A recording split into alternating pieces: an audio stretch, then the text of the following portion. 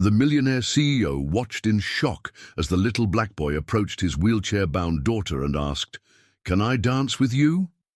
What happened next made the businessman cry like never before. Retry. Before we dive into the story, drop a comment below and tell us where you're watching from. Enjoy the story. Robert Harrison adjusted his Rolex as he pushed Emma's wheelchair along the winding path of Riverside Park. At 32, he commanded boardrooms worth billions. But here, watching his 8-year-old daughter feed ducks by the pond, he felt more vulnerable than he ever had in any corporate merger. "Daddy, look, that one's got a green head." Emma pointed excitedly, her blonde curls catching the afternoon sunlight. The accident 3 years ago had taken her ability to walk, but never her joy, something Robert both admired and struggled to understand. The autumn breeze carried laughter from the playground nearby, where children ran freely. Robert's jaw tightened as he watched them, that familiar mixture of grief and guilt washing over him. If only he hadn't taken that call during their family trip. If only he'd been watching the road instead of his phone. "Mister," a small voice interrupted his thoughts. Robert looked down to see a young black boy, maybe 7 years old, standing beside Emma's wheelchair. His clothes were clean, but clearly hand-me-downs, and his sneakers had seen better days. But his eyes, those deep brown eyes, held a maturity that seemed far beyond his years. "Hi there," Robert said cautiously, instinctively moving closer to Emma. The boy ignored him completely, focusing entirely on Emma. "I'm Marcus. You like music?" Emma's face lit up. "I love music. I play piano. Well, I used to play piano better, but now my hands get tired sometimes." Marcus nodded knowingly. "My little sister Lily used to get tired too. She loved to dance, but she couldn't always move her legs right, so I learned to dance for both of us." Robert felt something shift in his chest. There was something in the way Marcus spoke about his sister, past tense, with a weight that no 7-year-old should carry. "Would you like to dance with me?" Marcus asked Emma directly, extending his small hand. "I can show you how Lily and I used to do it. You don't need your legs to dance, just your heart." Emma looked up at her father, eyes sparkling with anticipation. Robert found himself nodding, though every protective instinct screamed otherwise. Marcus began to hum a soft melody, something soulful and sweet. He took Emma's hands gently and started swaying, encouraging her to move her upper body to the rhythm. Soon, Emma was giggling and moving her arms gracefully, her wheelchair becoming part of the dance rather than an obstacle. Other park visitors began to notice. A jogger slowed to watch. A mother pushing her stroller stopped entirely, but Robert saw none of them. All he could see was his daughter's face, truly happy for the first time since the accident. As the impromptu dance continued, Marcus began to sing softly, "Dance with the angels, dance in the sky, dance till the sadness learns how to fly." That's when Robert noticed the tears streaming down the little boy's face, not tears of sadness, but something deeper, a bittersweet release that seemed to encompass both joy and profound loss. When the song ended, Emma applauded enthusiastically. "That was beautiful. Marcus, where did you learn that song?" Marcus wiped his eyes with the back of his hand. "I made it up for Lily. She's dancing with the angels now." Robert's throat constricted. "Marcus, where are your parents?" The boy pointed toward a woman sitting alone on a bench about 50 yards away. She was watching them intently, her face etched with the kind of exhaustion that comes from carrying too much pain for too long. "That's my mama, Sarah. She brings me here every day at this time. She says it helps her remember Lily's laughter." As if sensing their gaze, the woman, Sarah, stood up slowly and began walking toward them. Robert noticed her careful steps, the way she seemed to brace herself for each interaction. "Marcus, baby, it's time to go," Sarah called softly as she approached. But as she got closer and saw Emma's radiant smile and Robert's tear-stained face, something passed between the two adults. a recognition of shared grief, of lives forever altered by loss. "Mrs." Robert began, extending his hand. "Williams, Sarah Williams." Her handshake was firm despite her obvious fatigue. "And you must be Emma's father. Marcus talks about the girl in the wheelchair who comes here sometimes. I hope he wasn't bothering you." "Bothering us?" Robert's voice cracked slightly. "He just gave my daughter something I haven't been able to give her in 3 years. Sarah's eyes moved between Emma's beaming face and Robert's emotional expression. "What's that?" Pure joy," Robert whispered. As the four of them stood there in the fading afternoon light, something unspoken passed between them. Marcus had taken Emma's hand again, and they were chattering about favorite songs and games. "Sarah," Robert said carefully, "would you and Marcus like to join us for ice cream sometime, Emma and I? We could use some new friends." Sarah hesitated, clearly weighing something in her mind. "Mr. Harrison, I should tell you. We don't have much. Marcus and I, we're not in the same world as you folks." Robert looked at his daughter, still holding Marcus's hand, both children lost in their own conversation about dragons and fairy tales. "Maybe that's exactly what we need," he said softly. But as Sarah opened her mouth to respond, her phone buzzed. She glanced at it and her face went pale. "We have to go, right now." The urgency in her voice was unmistakable. "Mama, what's wrong?" Marcus asked, immediately sensing the shift. Sarah was already backing away, pulling Marcus with her. "Nothing, baby. We have to go." "But Emma and I were planning our next dance," Marcus protested. "Sarah, wait!" Robert called, but she was already hurrying away, Marcus's small hand in hers. Robert watched them disappear into the crowd near the park entrance, Sarah glancing over her shoulder nervously as they fled.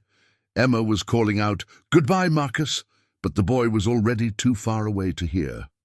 "Daddy," Emma said quietly, "why did they have to leave so fast? Did we do something wrong?" Robert stared at the spot where Sarah and Marcus had vanished, a dozen questions flooding his mind. But the biggest question of all was the one he couldn't shake. What had been in that text message that made a grieving mother grab her son and run? Robert couldn't sleep that night. Emma had asked about Marcus 17 times during dinner, each question a reminder of how his daughter had lit up in ways he hadn't seen since before the accident. At 3 a.m., he found himself in his home office, laptop glowing in the darkness. Harrison Industries had resources most people couldn't imagine: private investigators, security firms, databases that could find anyone. But something held him back from using them. Sarah's frightened face kept flashing in his memory. "Daddy?" Emma's voice startled him from the doorway. "Why are you awake?" "Couldn't sleep, Princess." "What about you?" Emma wheeled her chair closer.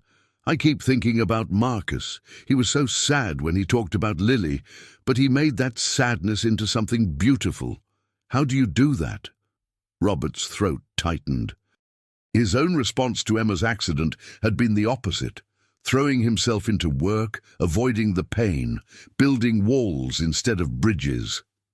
"I don't know, sweetheart, but maybe Marcus could teach us." The next morning, Robert did something he hadn't done in 3 years. He cancelled his meetings. "We're going to the park," he announced to Emma over breakfast. "Really? But it's Tuesday. You never miss Tuesday meetings." "Some things are more important than meetings." They spent 4 hours at Riverside Park. Robert pushed Emma to every corner, hoping to catch a glimpse of Marcus and Sarah. They asked the groundskeeper, the ice cream vendor, even other parents. Nobody had seen the mother and son since yesterday. "Maybe they don't come every day," Emma suggested, but Robert caught the disappointment in her voice. That evening, Robert made a decision. He called his head of security, James Mitchell, a former FBI agent who'd helped Harrison Industries navigate corporate espionage and hostile takeovers. "James, I need you to find someone." But this isn't business. This is personal. Of course, Mr. Harrison. What do you need? A woman named Sarah Williams and her 7-year-old son, Marcus. They frequent Riverside Park, but I need to find them discreetly. Something spooked them yesterday, and I want to understand what. I'll be careful, sir. Any other details? Robert described what little he knew, then added something that surprised even him. James, when you find them, I want you to learn about their situation. If they need help, any kind of help, I want to know. Understood. I'll have information within 24 hours. But James called back in just 6 hours. Mr. Harrison, I found them. But, sir, their situation is complicated. What do you mean? Sarah Williams works 2 jobs, cleaning office buildings at night and serving lunch at a community center during the day. She's 3 months behind on rent for a 1-bedroom apartment in the Riverside district. But that's not the concerning part. Robert gripped the phone tighter. Go on. She's been receiving threatening letters. Her landlord is connected to some unsavory people who use intimidation to clear out buildings for gentrification. Yesterday's text? It was an eviction notice. She has 72 hours. Robert felt something cold settle in his stomach. Where will they go? Based on her finances? Nowhere good. The homeless shelters are full, and she doesn't qualify for emergency housing with her current income level.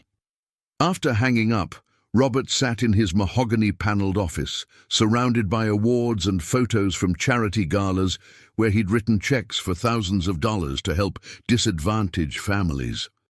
Yet a real disadvantaged family had literally danced their way into his life, and he'd let them slip away.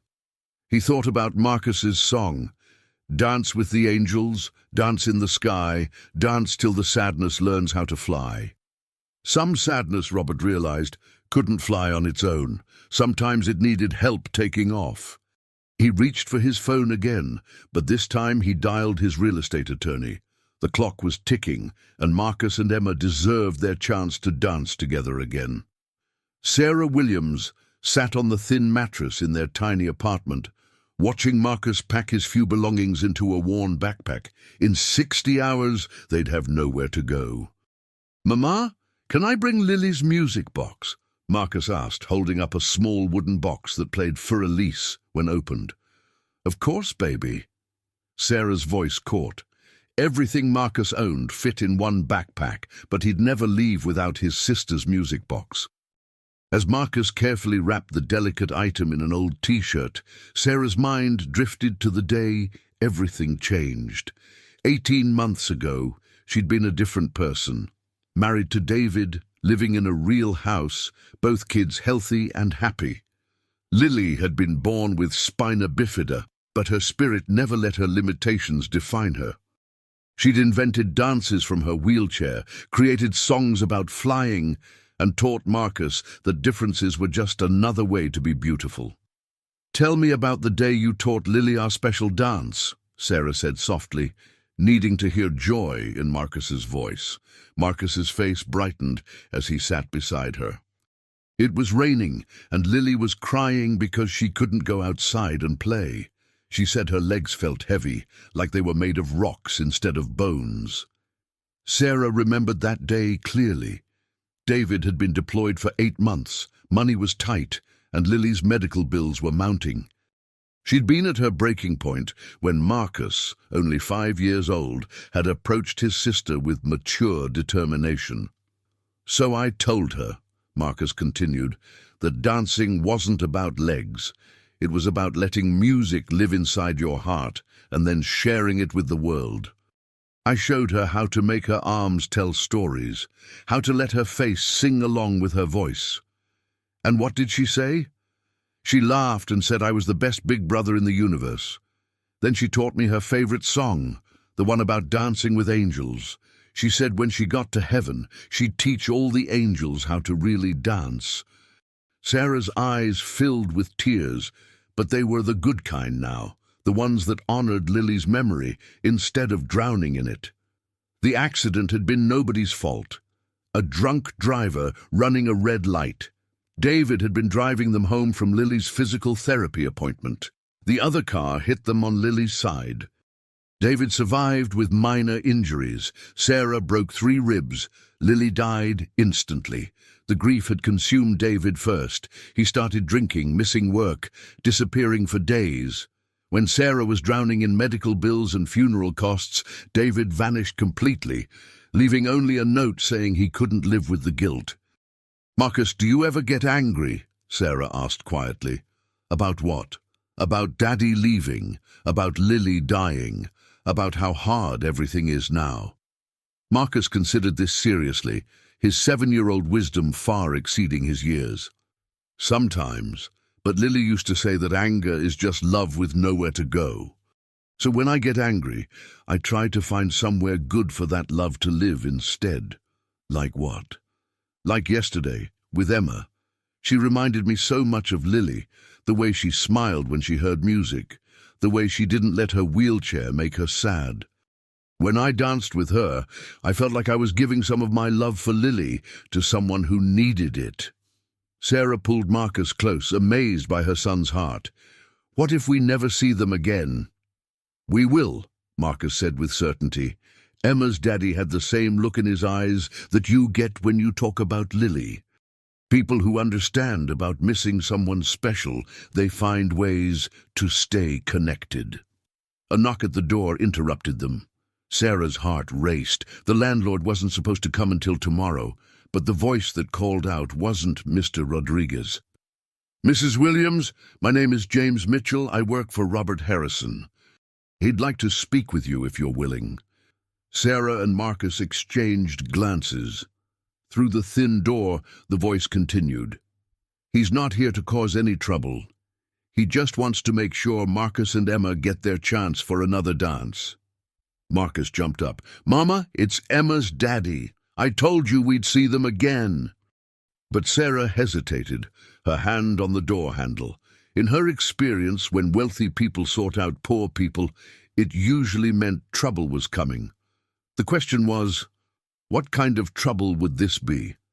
Robert Harrison stood behind James Mitchell in the narrow hallway of the Riverside Apartments, trying not to show his shock at the building's condition. Water stains streaked the walls, the carpet was worn through to bare patches, and the smell of mildew hung heavy in the air. This was where Marcus lived. The boy who'd brought his daughter more joy in 10 minutes than Robert had managed in 3 years. When Sarah finally opened the door, Robert saw the wariness in her eyes immediately. She positioned herself protectively in front of Marcus, who was practically vibrating with excitement. "Mr. Harrison, is Emma with you? Can she come up and see our apartment?" "Marcus, hush," Sarah said quietly, never taking her eyes off Robert. "Mr. Harrison, I don't know how you found us, but—" "I'm sorry for the intrusion," Robert interrupted. "Could we talk, please? I think there's been a misunderstanding about my intentions." Sarah studied his face for a long moment, then stepped aside. 5 minutes. The apartment was tiny, but meticulously clean. Marcus had arranged his few toys in perfect lines, and Lily's music box sat in a place of honor on the small kitchen table. Robert noticed how Sarah had made the space feel like home, despite having almost nothing. "Mama, can I show Mr. Harrison Lily's picture?" Marcus asked. Sarah nodded, and Marcus proudly pulled out a framed photo of a beautiful little girl with bright eyes and an enormous smile, sitting in a decorated wheelchair. "This is Lily. She would have loved Emma. They could have been best friends."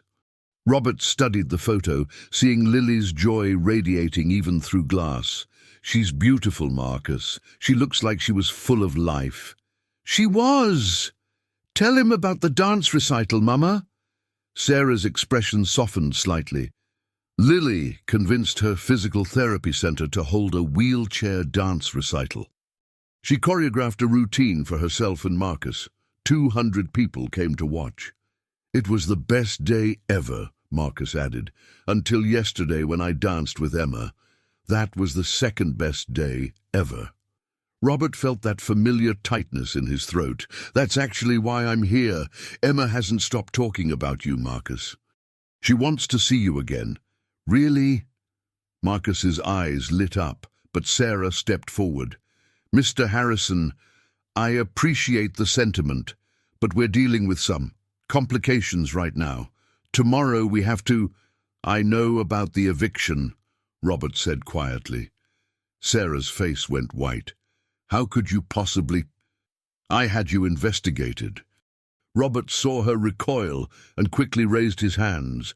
"I'm sorry, that sounds terrible, and it was an invasion of privacy. But after seeing how happy Marcus made Emma, I couldn't bear the thought of losing track of you both." "So you had us spied on?" Sarah's voice was cold now. "I had you researched because I wanted to help. Sarah, I know you're 3 months behind on rent. I know about the threatening letters from your landlord. I know you work 2 jobs and barely make ends meet." Sarah's hands clenched into fists. "So what? You want to swoop in and save the poor black family? Make yourself feel better about your privileged life?" Robert flinched. The accusations stung because part of it felt true. But as he looked at Marcus's confused face and remembered Emma's joy, he realized his motivations were more complex than simple guilt. "No," he said quietly. "I want to help, because Marcus gave my daughter something I couldn't. Hope. For 3 years, I've watched Emma struggle with limitations I couldn't fix, pain I couldn't heal. In 10 minutes, your son showed her that those limitations don't define her." "Mama," Marcus tugged on Sarah's sleeve. "What's eviction?" Sarah knelt down to Marcus's level. "It means we have to find a new place to live, baby." "But I like it here. This is where Lily's room was." Sarah's resolve cracked slightly. "I know, Marcus, but sometimes we have to leave places we love." Robert stepped forward carefully. "What if you didn't have to leave?" Sarah stood up sharply. "What are you saying?" "I'm saying I can pay your back rent and cover your lease for the next year. No strings attached." "Absolutely not." "Sarah." "I said no." Her voice was firm. "We don't take charity." "It's not charity, it's—" Robert struggled for the right words.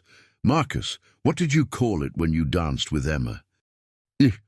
"Sharing love that needed a place to go," Marcus said promptly. "Exactly. This isn't charity, Sarah. This is me trying to share love that needs a place to go." Sarah was quiet for a long moment, looking between her son and the wealthy stranger who'd invaded their life. "Why us?" she finally asked. "You could help any family." Robert thought about Emma's question the night before. How do you turn sadness into something beautiful? Because Marcus already knows something I'm still trying to learn. How to transform pain into purpose. How to take loss and turn it into love for someone else. Marcus suddenly grabbed his mother's hand. "Mama, remember what Lily always said? Sometimes angels send people to help us when we need it most." Sarah looked down at her son, then back at Robert. "If I even considered this, and I'm not saying I am, what would you want in return?" Robert smiled. "I want Marcus to teach Emma how to dance, and maybe he could teach me too." But before Sarah could respond, footsteps echoed in the hallway outside, followed by an aggressive knock. "Mrs. Williams, open up! Inspection time!" Sarah's face went pale. "That's Rodriguez, the landlord. He's not supposed to be here until tomorrow." Through the thin door, they heard a gruff voice. "I got a report about unauthorized visitors." "Open this door or we're coming in." Robert saw the terror in Sarah's eyes and made a decision that would change everything. "How much do you trust me?" he asked quietly. "I don't," Sarah whispered. "Then trust Marcus's instincts about angels," Robert replied, reaching for his phone. "Open this door, Williams. I know you got company in there." Rodriguez's voice boomed through the apartment as Robert quickly dialed his attorney. Sarah stood frozen. Marcus pressed against her side, both of them clearly accustomed to being powerless in situations like this. But Robert Harrison had never been powerless in his life. "David, it's Robert Harrison." "It's Robert?" "I need an emergency restraining order filed within the hour." He spoke loudly enough for Rodriguez to hear through the door. "Yes, harassment and illegal entry threats. The address is 2847 Riverside Avenue, apartment 12B. The pounding stopped abruptly. "Who is this?" Rodriguez called out, his tone suddenly uncertain. Robert opened the door calmly, positioning himself in the frame so Rodriguez couldn't see inside. "I'm Robert Harrison, CEO of Harrison Industries, and you are illegally harassing one of my employees." Sarah's eyes widened behind him, but she stayed quiet. Rodriguez was a large man with tired eyes and cheap cologne. "Your employee?" "Lady works at a community center. Actually, as of today, Sarah Williams is a consultant for Harrison Industries' community outreach program, which means this harassment constitutes interference with my business operations." Rodriguez squinted suspiciously. "That's convenient timing." "Mr. Rodriguez," Robert's voice took on the steel edge he used in hostile boardroom negotiations, "I've just instructed my legal team to file complaints with the Housing Authority regarding your intimidation tactics. I suggest you familiarize yourself with tenant rights laws before your next visit." She's behind on rent," Rodriguez protested, but with less conviction. "Financial arrangements between Harrison Industries and its consultants are confidential, but I can assure you, Mrs. Williams' housing situation is no longer your concern." Robert pulled out his checkbook, actual paper which always made more of an impression than wire transfers. "Her balance is what, roughly 6,000 including late fees?" Rodriguez's eyes went wide. Something like that." Robert wrote the check with deliberate slowness, then handed it over. "This covers 6 months in advance. I trust there won't be any more inspection visits?" Rodriguez stared at the check like it might disappear. "No, sir. No more visits." After Rodriguez left, Robert closed the door and turned to find Sarah staring at him with an unreadable expression. "I can't accept this," she said quietly. "You already did. The check is written." "You made me your employee without asking. I made you my employee because you are." "Sarah, I wasn't lying about that community outreach program. Harrison Industries has been looking for someone to head up our family services division. Someone who understands what struggling families really need." Marcus looked up at his mother. "Mama, what's a consultant?" "It's someone who helps other people solve problems," Robert explained, "and your mama is an expert at solving problems with very few resources." Sarah sat down heavily on their small couch. "This is happening too fast." "I know it is, but Marcus doesn't have time for us to take this slow." Robert sat across from them. "Sarah, I've been where you are. Different circumstances, but the same feeling of everything spinning out of control." "When?" Robert's voice grew quiet. 3 years ago, when Emma was in the hospital. The doctors said she'd never walk again. For weeks I threw money at every specialist, every experimental treatment. I was so focused on fixing her legs that I forgot to help heal her heart." He looked at Marcus, who was listening intently. "That day in the park, watching Marcus dance with Emma, that was the first time I saw my daughter's heart healing, not her legs, her heart. And I realized I'd been trying to solve the wrong problem." Sarah wiped her eyes. "What problem were you trying to solve?" "My guilt. My need to control everything. I thought if I could fix Emma's legs, I could fix the accident, fix my failure as a father who let his daughter get hurt. But Marcus helped you see different." Marcus helped me see that Emma didn't need her legs fixed to be whole. She needed to know that being different doesn't mean being broken." Marcus suddenly stood up and walked to Lily's music box. He opened it, and the delicate melody of Fur Elise filled the small apartment. "Lily used to say that broken things can make the most beautiful music," Marcus said softly, "like how a piano makes sound when you break the silence." Robert felt tears in his eyes. Exactly like that. Sarah looked at her son, then at Robert. If I took this job, this real job, what would happen to Marcus? I can't afford childcare. Emma's been homeschooled since the accident. She has tutors, but she's lonely. What if Marcus studied with her during the day? They could learn together. And dance together, Marcus added hopefully. Sarah was quiet for a long moment, turning something over in her mind.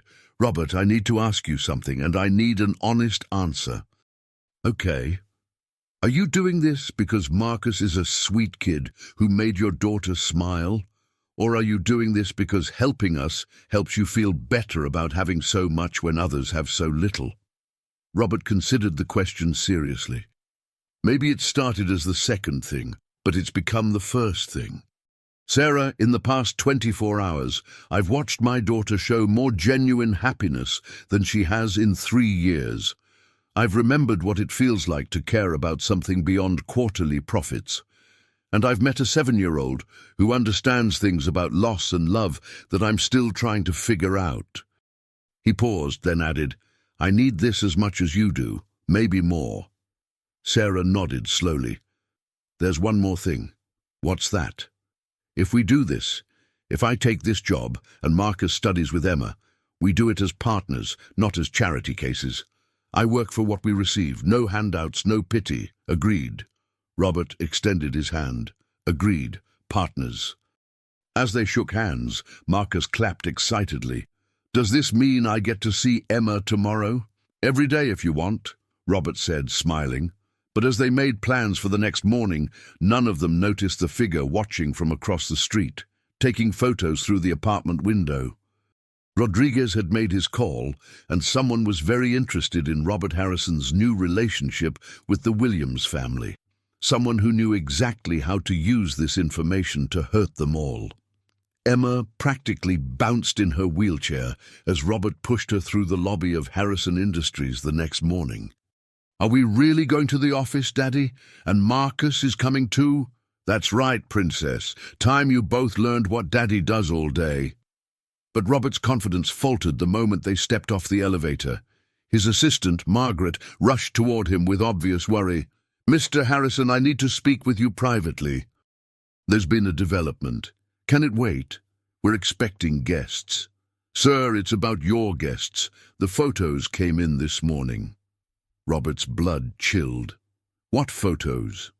Margaret glanced at Emma, then back at Robert, meaningfully.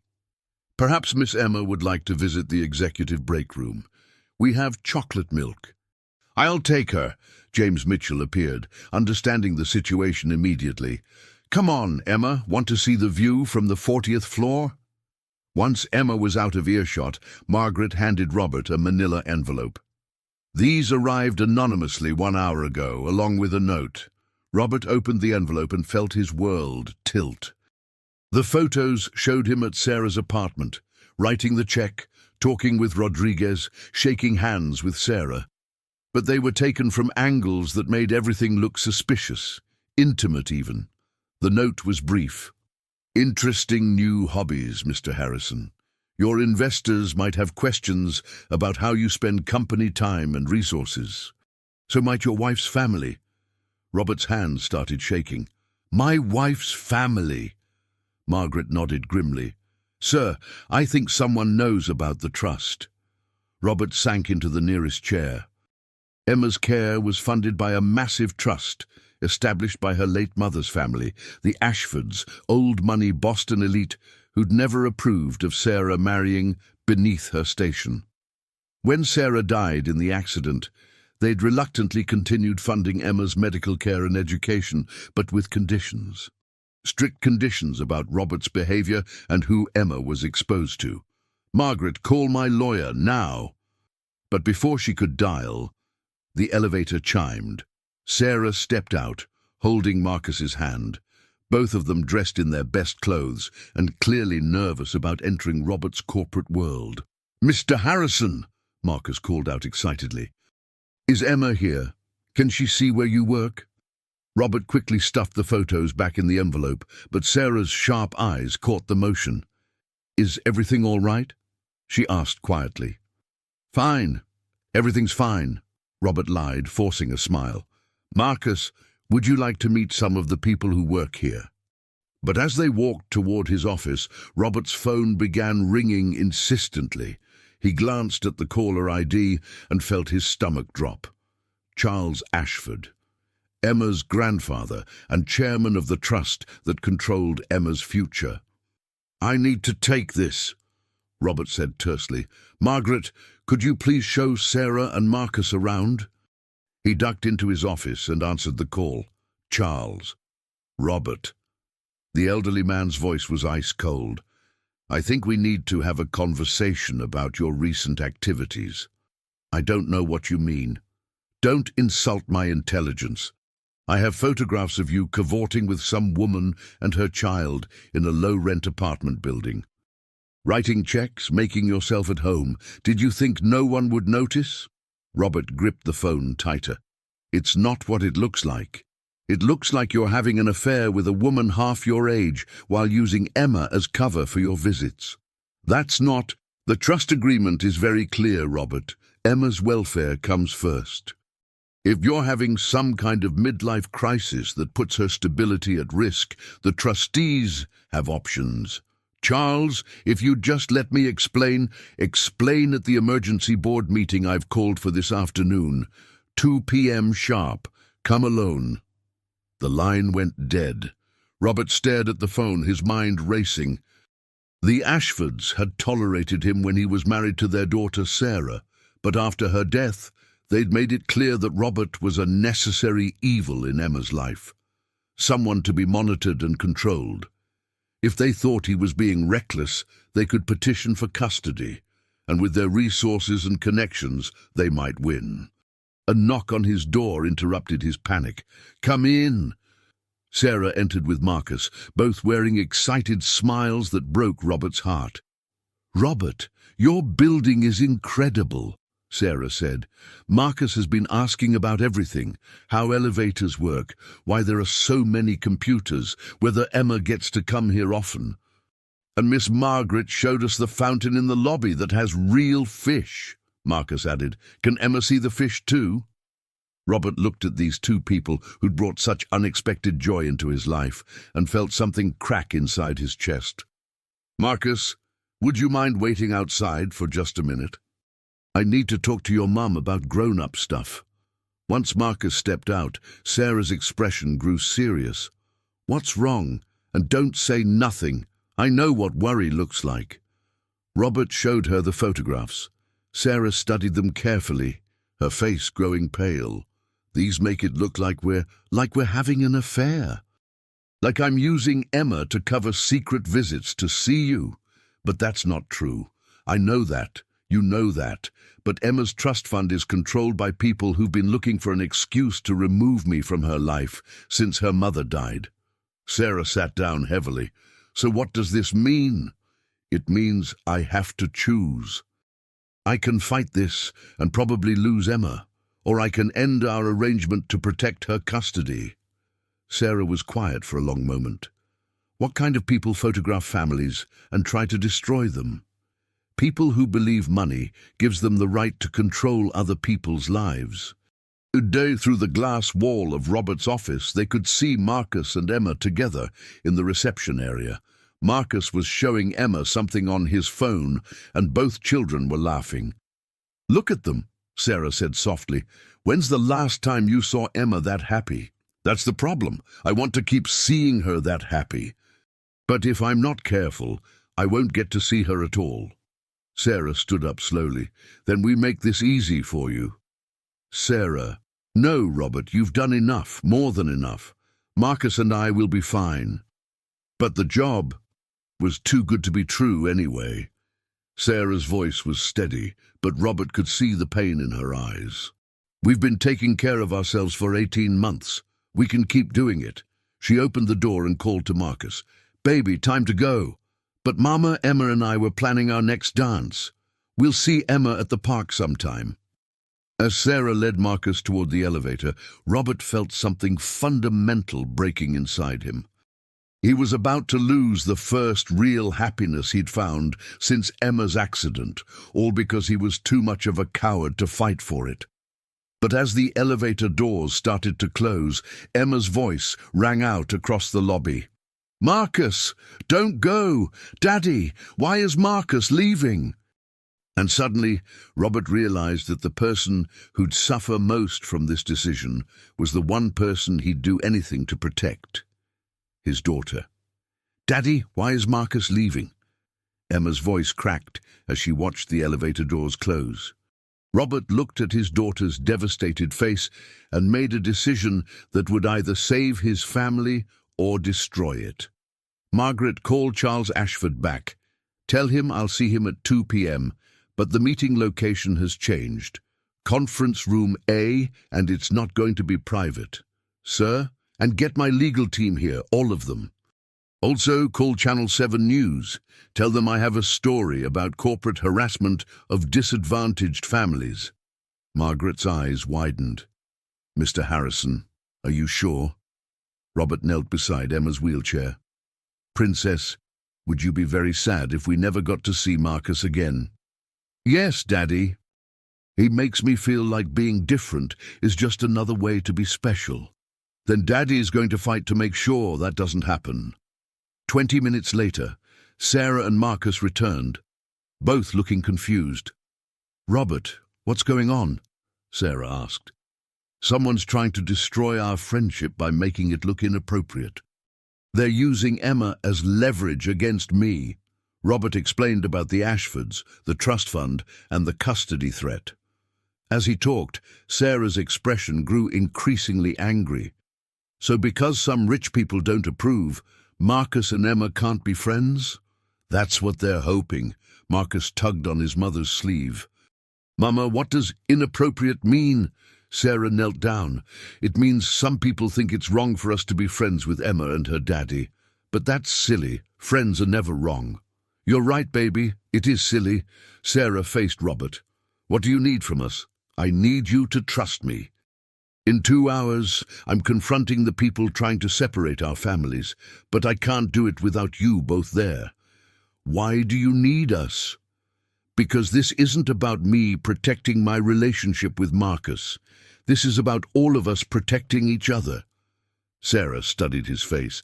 "This could get ugly." "It definitely will." "And if we lose?" Robert's voice was steady.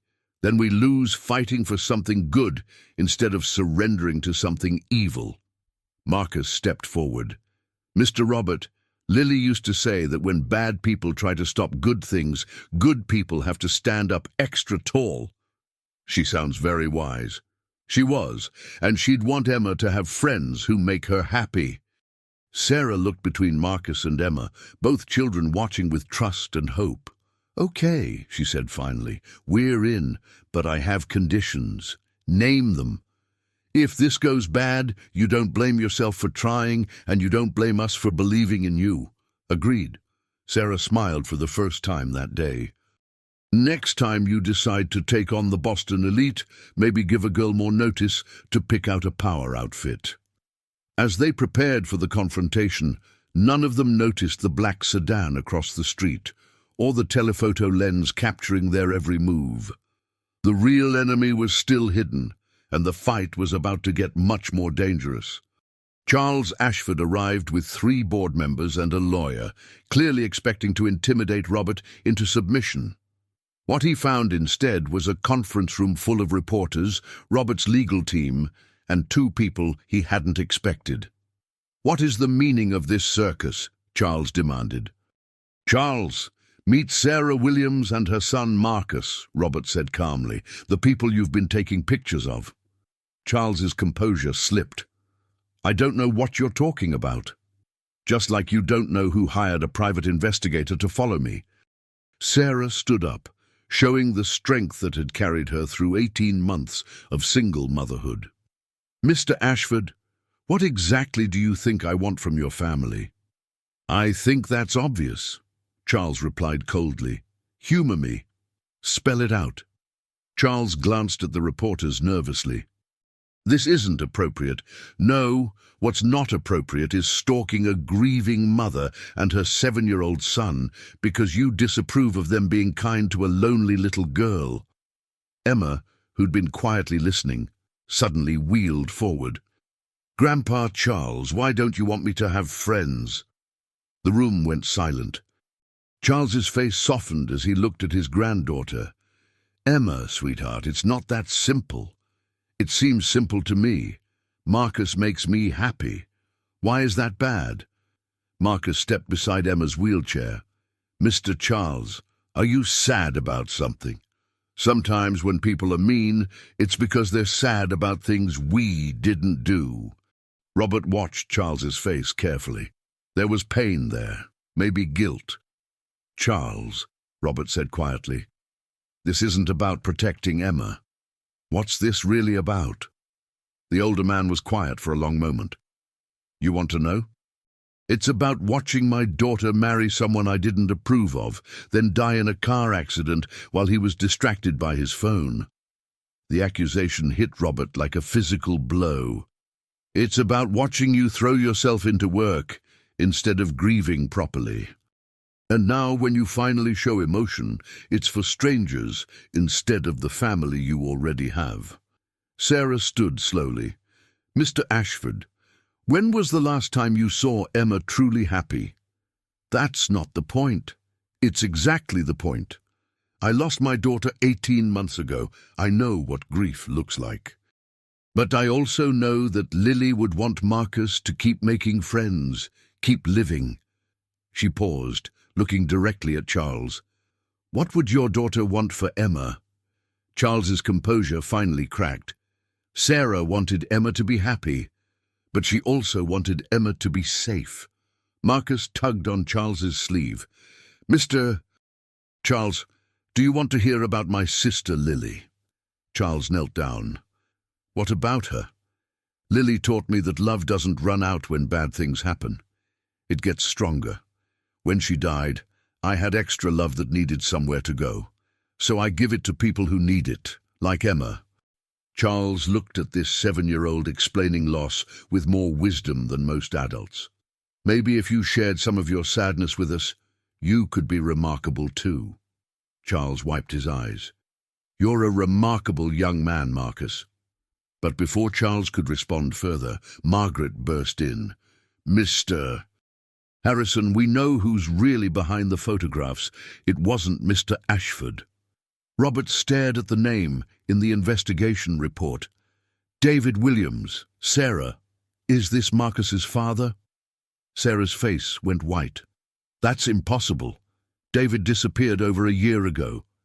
"Mama," Marcus said quietly, "is that why you always look scared when strange men knock?" The room erupted in murmurs, but Robert focused on Sarah's expression, fear, anger, and something else. Charles cleared his throat. "I think we need privacy for this." "No," Sarah said firmly. "If David's been watching us, everyone needs to know the truth." She turned to the cameras. "My ex-husband abandoned Marcus and me after our daughter died. If he's behind these attacks, he's hurting children." Margaret handed Robert another folder. "David Williams has been receiving payments for the photographs from a development company buying properties in Sarah's neighborhood." "The gentrification project," Sarah realized. "This doesn't make sense," Emma said. "Why would Marcus's daddy want to hurt us?" Before anyone could answer, the conference room doors opened. David Williams walked in, and Robert saw the family resemblance immediately. Marcus had his father's eyes, but where Marcus radiated warmth, David carried something cold. "Hello, Sarah," David said quietly. "Hello, son." Marcus pressed closer to his mother, but didn't look away. "Why are you trying to hurt my friends, Daddy?" David's composure wavered. "Marcus, these people are using you." "No, they're not," Marcus said with surprising strength. "Emma is my friend, and Mr. Robert helped us, just like how you were supposed to help, but you left instead." "I left because you were sad about Lily. I know. But Mama was sad too, and she stayed." David's eyes filled with tears. Your mother doesn't understand what people like Robert Harrison really want. Sarah positioned herself between David and Marcus. What I understand is that you abandoned your son and then spent a year trying to destroy any happiness we might find. I was trying to protect you. By stalking us, by taking pictures, by working with developers. David's face crumbled.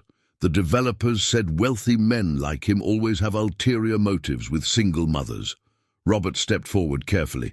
David, I understand you're trying to protect your family. Don't. You don't get to understand anything. When you're done playing savior, you'll move on, but they'll be left with nothing. Emma wheeled closer. Marcus's daddy. Are you the reason he gets sad when he talks about family? Marcus left Emma's side and walked to his father. Daddy, Lily always said that taking care of someone means helping them grow, not keeping them scared. But you've been trying to make us smaller. That's not taking care of us. He paused. But if you want to learn how to help us grow instead, we could teach you. David staggered as if struck. I don't know how. We could start by you saying sorry to Emma for trying to take her friend away. Robert realized the real fight wasn't between him and the Ashfords. It was between the kind of people they chose to be. As David struggled to apologize to Emma, Robert's phone rang. James Mitchell's voice was urgent. Robert, don't let anyone leave that room. The development company paying David Williams, it's a shell company. The real money is coming from someone in that room right now. Robert's blood went cold. Who? I'm coming upstairs with evidence. 2 minutes. Robert looked around the conference room with new eyes. Someone here had orchestrated everything. Nobody leaves until James gets here, Robert announced. David looked panicked. Sarah, if there's something worse, whatever you've done, we'll face it together, Sarah said firmly. That's just it. I don't think I've done everything they told me I did. The developers knew things about Robert's business, about Emma's trust fund. Robert felt pieces clicking. David, who was your contact? A woman named Patricia Morrison. She said she specialized in protecting families from predatory wealthy men.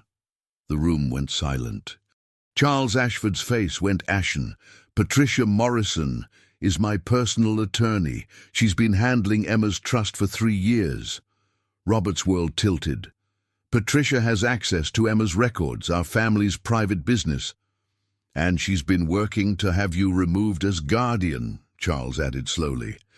If Emma were placed in my custody, Patricia would control a $20 million trust. James Mitchell burst through the doors with documents. Patricia Morrison has been paying David Williams for 6 months, not for surveillance. She was paying him to stay away while she manufactured evidence of an inappropriate relationship. He spread photos across the table. The real plan was to make Sarah look predatory and Robert look unstable. Patricia needed both to appear compromised. Charles sank into his chair. A custody battle where Robert loses Emma to Patricia's control and Sarah gets blamed for gold digging. Emma spoke up. So the mean lady wanted to take me away from Daddy and make everyone think Marcus's mama was bad. Exactly, sweetheart, Robert said, his anger building. David nodded miserably. She convinced me I was protecting you, but I was helping someone steal Emma's future. James smiled grimly. Patricia Morrison is in federal custody. Embezzling from a children's trust is serious, and using interstate commerce for fraud makes it federal. Charles looked at Robert with new respect. I owe you an apology. I let grief and prejudice blind me to the real threat.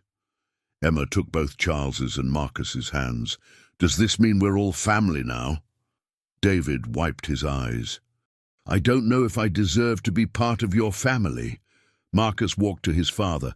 Daddy, Lily said family isn't about being perfect. It's about choosing to love each other even when it's hard. Is it hard to love me right now? Marcus considered seriously.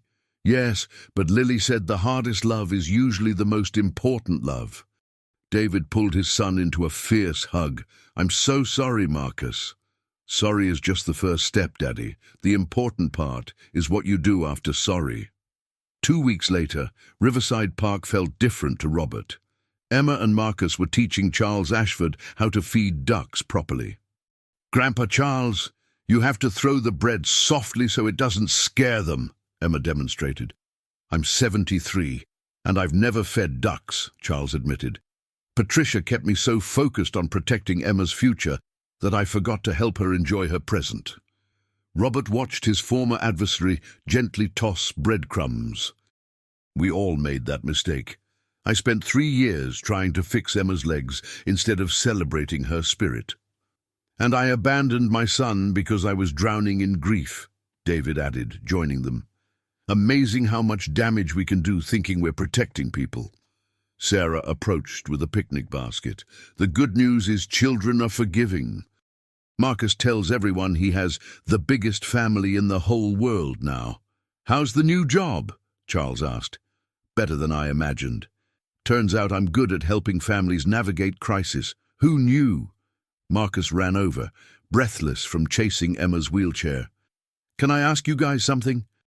Emma and I want to do something special for Lily's birthday next month, a dance recital like the one she did, but here in the park so everyone can come." Sarah's eyes filled with tears. "That's beautiful, Marcus. We want all the kids from Emma's homeschool group, all the kids from the community center, even Grandpa Charles." Charles looked touched. "I would be honored." Emma wheeled over, glowing with excitement. "And Marcus is teaching me Lily's favorite song." David, who'd been quiet, spoke up. "Marcus, could I help with the recital? I used to be good at organizing events before." "Before you got too sad to remember how to be helpful," Marcus finished gently. "Yeah, before that. Daddy, if you help with Lily's party, you have to promise not to disappear when it's over." David's voice was steady. "I promise, son. I'm not going anywhere." Sarah looked around at their unlikely family. 6 months ago, I would have been terrified by all this. Too many people to worry about. "What changed?" Robert asked. Sarah watched Marcus and Emma planning their recital. "I realized love doesn't become dangerous when you share it with more people. It becomes stronger. Lily used to say love grows when you give it away." Charles nodded. "My wife used to tell our Sarah the same thing. Love is like a song that gets more beautiful when more voices join in.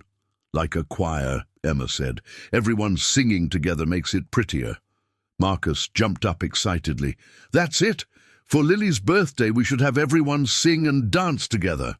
"A singing, dancing choir in the park," Robert mused. "Sounds wonderfully chaotic." "The best kind," Sarah agreed. As afternoon sun began to set, they packed up and walked together toward the park entrance. "Same time next week?" Charles asked. "Every week," Emma declared.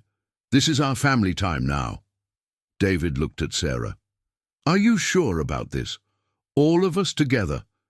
Sarah watched Marcus and Emma chattering about their recital, Robert listening intently, Charles pointing out birds with newfound enthusiasm. "David, I thought protecting Marcus meant keeping our world small. But Marcus was never meant for a small world. He was meant to fill big spaces with love and music, just like his sister. So this is what healing looks like?" "No," Sarah replied, watching their unconventional family head home. "This is what living looks like. Healing just makes living possible again." Marcus tugged on Robert's sleeve. "Can I tell you a secret? I think Lily sent all of us to each other.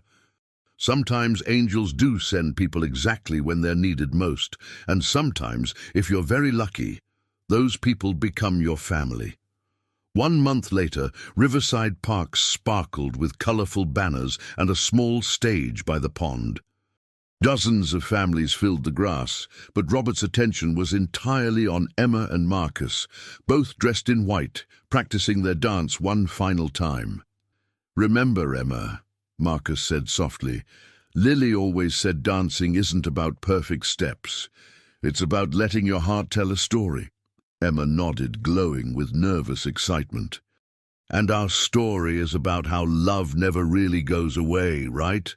Right, it just changes into something even more beautiful. Sarah approached, carrying Lily's music box. Are you two ready? Marcus looked across the park at the crowd. Children from Emma's school, families from the community centre, even Robert's business colleagues. But what made his heart swell was seeing David helping Charles set up chairs, both men working together like the family they'd become. Mama, do you think Lily can see us? Sarah knelt down. Baby, I think Lily is dancing right along with you. David stepped up to the microphone. 3 months ago he'd been broken and hiding. Today he stood straight and clear-voiced. Thank you for coming to celebrate Lily Williams' 8th birthday. Lily left us 18 months ago, but her brother Marcus and his best friend Emma want to share something. The dance that reminds us love is stronger than goodbye. Marcus took Emma's hand as they moved to center stage. Sarah opened Lily's music box and Fur Elise began to play. Marcus started singing in his clear, sweet voice. Dance with the angels, dance in the sky, dance till the sadness learns how to fly. Emma joined with the movements Marcus taught her, her wheelchair becoming part of the dance rather than a limitation. Her arms moved gracefully, telling the story of learning that being different was just another way to be beautiful. Something magical happened. Charles stood up and began clapping along. Then Sarah, then David, then Robert. Soon the entire crowd was clapping, swaying, some singing along. The most beautiful moment came when Marcus sang the final verse. When you miss someone who's dancing above, just close your eyes and share all your love. They'll dance right back from their place in the sky. Love never dies. It just learns how to fly. As the song ended, Emma and Marcus held hands and bowed. The applause was thunderous, but through it all, Robert heard something that made his heart stop. Emma was laughing, truly deeply laughing with pure joy. The sound he'd been trying to bring back for 3 years had finally returned. Sarah wiped tears as she joined them on stage. Lily would be so proud. She is proud, Marcus said with certainty. I can feel her dancing with us. Charles approached the microphone, voice thick with emotion. I've lived 73 years, and I thought I understood family. But these children taught me that family isn't about blood or money. It's about choosing to love each other through the hardest moments. David stepped forward. Marcus, watching you today, seeing the man you're becoming, I realize that your mama and all these people helped raise you better than I could have alone. Daddy, you didn't miss it all. You're here now, and now is what matters. Robert felt overwhelmed as he looked around. Emma radiant with happiness, Marcus glowing with pride, Sarah beaming, Charles and David standing like old friends. Emma, how do you feel? He asked. Emma looked thoughtful. I feel like I finally understand what Mama meant when she said I'd always be whole. She meant my heart would grow big enough to hold all the love people wanted to give me. Marcus nodded. And my heart grew big enough to hold love for Lily and still make room for new friends too. As families packed up, Robert realized this moment was exactly what healing looked like.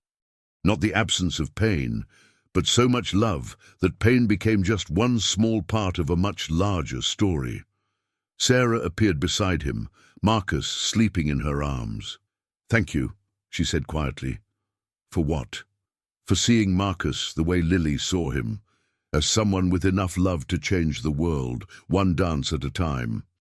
Robert watched Emma showing Charles how to collapse her wheelchair, both laughing at his clumsy attempts. Thank you for letting us become part of your family. I forgot what it felt like to have something worth fighting for. His phone buzzed with a text from James Mitchell. Patricia Morrison sentenced to 15 years. Justice served. Robert smiled and deleted the message. Patricia belonged to their past, this joyful, impossible family they'd built. This was their future. Same time next week. Charles called out. "Every week!" Emma and Marcus shouted together. As they drove home, Emma yawned sleepily. "Daddy?" "Yes, Princess?" "I think this was the best day of my whole life." Robert looked at his daughter's peaceful face and realized something profound. It had been the best day of his life, too. Sometimes the most beautiful dances are the ones that teach us how to fly.